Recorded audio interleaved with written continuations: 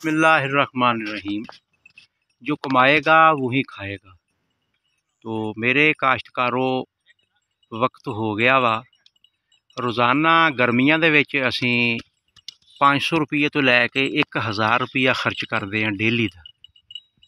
तो सर्दियां दे विच चलो मन्नेआ रेट कम हुंदा वा।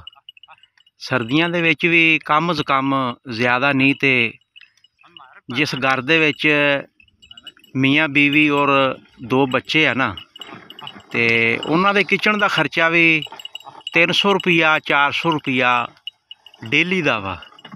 तो गर्मियों के तो यह 500 तो लैके 1000 रुपया एक नॉर्मल फैमिली का खर्चा वा।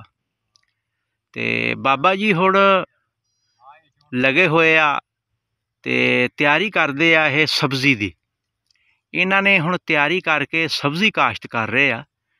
ते बीज भी ये लैके आए आ ते बीज इन्हों मुफ्त मिलिया वा।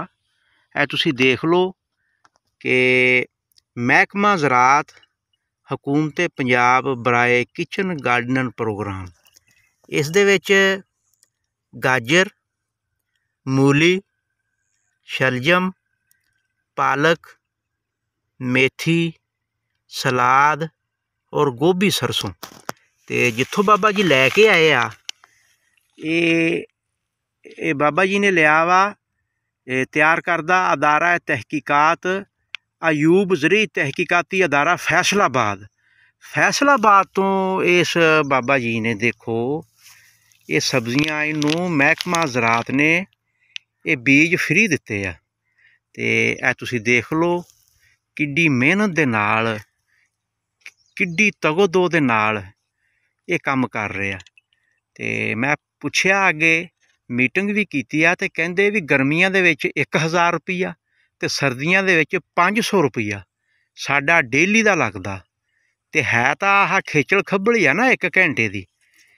ते ये खेचल खब्बल करके इन्हां ने हुण इस ज़मीन नूं तैयार कर लिया वा। ते हुण मज़ीद ये दिखा भी दिन्ने आ कि ये जेड़े बीज इन्हां ने ये काश्त करने आ इस दे विचों निकाल के कढ़ के विखा भी दिन्ने आ। देखो ए जेड़ा ना बीज, लो जी ये सलाद, ए सलाद है जी। दूसरा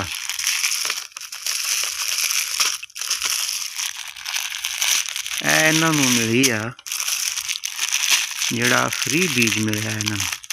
लो जी इन्हों पालक मिली हुई है, ए पालक का बीज मिले इन्हों, ठीक है जी। इन्हों गाजर मिली है। देखो असी बाज़ारों भी बीज लेने आ, लेकिन ये पुराने तो पुराना तजर्बा वा कि इस गाजर एक तो यह बिल्कुल रैड लाल सुरख आ। देखो जी महकमा ज़राअत ने आपदे किसानों नूं बीज माड़ा तो नहीं ना देना। यह गाजर का बीज है जी। लो जी ये भी फ्री है, फ्री ऑफ कास्ट है। में थोड़ा जिहा ना चंद रुपये लेंदे आ ओह। ते ये जनाब ए देखो कि ए बीज जिहड़े आ, लो जी ए मूली दे बीज है। ए मूली इन्हां नूं मिली हुई है, ए मूली दे बीज है जी। हुण मज़ीद मैं इन्हां नूं थल्ले विखा दियां कि आ एक पंफलेट भी निकलिया वा जिहदे उत्ते इन्हां ने ये सारी हदायत जिहड़ी है ना वो जारी की हुई है। देखो जी आ सारी हदायत जिहड़ी है वो जारी की हुई है। तो यह तुसी देख लो कि हुण मेहनत करके ते साडा जिहड़ा पंजाबी कल्चर आ ये किन्ना प्यारा वा।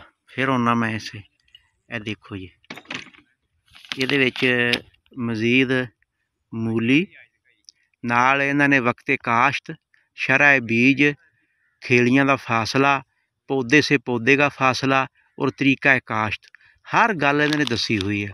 दूसरा शलजम ए तुसी देख लो, शलजम, गाजर, पालक, मेथी, सरसों, धनिया, सलाद ए नाल डेटां जिहड़ियां ना वो भी इन्होंने दसियां हुई कि ये तुसी ਕਿੱਦਾਂ ਕਾਸ਼ਤ ਕਰਨਾ।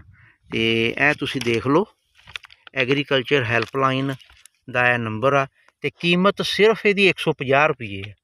150 ਰੁਪਏ ਦੇ ਵਿੱਚ ਇਹਨਾਂ ਨੇ ਇਹ 1 2 3 4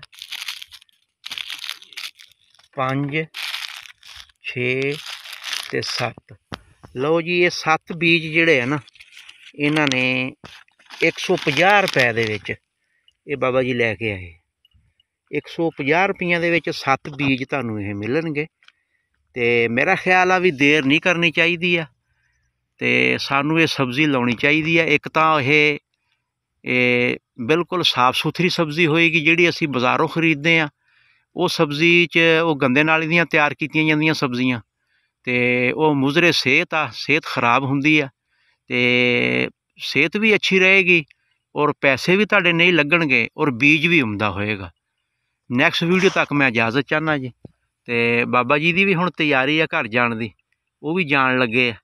ਲਓ ਜੀ, ਅੱਲਾ ਹਾਫਿਜ਼।